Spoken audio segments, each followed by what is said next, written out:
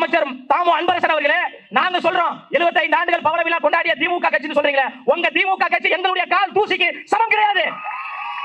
தீய சக்தி திமுக. திமுக என்பது திராவிட முன்னேற்ற கழகம் கிடையாது, திருடர்கள் முன்னேற்ற கழகம் என்பதை நம்ம வெளிப்படையாக சொல்லுவோம்.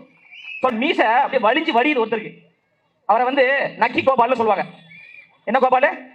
இப்ப நக்கீரன் கோபால்ப்பா, நக்கி கோபால்.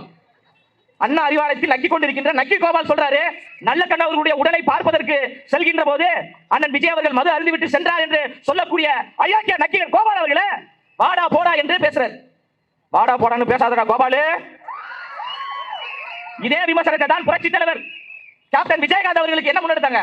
சமூக வலைதளத்தில் இதே போன்ற அவதூறுகளை, அவர் ஒரு குடிகாரர், அவருக்கு எதுவுமே தெரியாது என்று திமுக முன்னெடுத்தது.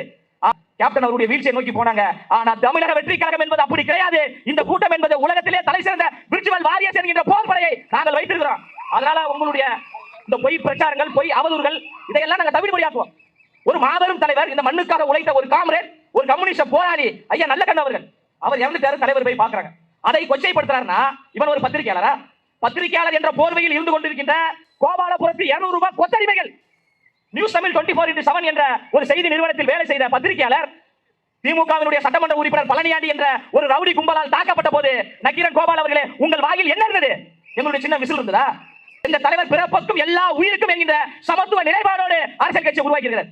எல்லோருக்கும் எல்லாம் கிடைக்க வேண்டும் என்பதுதான் எங்களுடைய சித்தாந்தம். ஏழை பணக்காரன் என்ற பாகுபாடு இருக்கக்கூடாது, சாதி மத மோதல்கள் இருக்கக்கூடாது, பிரிவினைகள் இருக்கக்கூடாது, ஒடுக்குமுறைகள் இருக்கக்கூடாது என்று சமத்துவ அரசியலை முன்னெடுக்க வேண்டும் என்று சமத்துவத்தின் தலைவராக வரக்கூடிய ஒரே தலைவர் அண்ணன் விஜய் அவர்கள் தான்.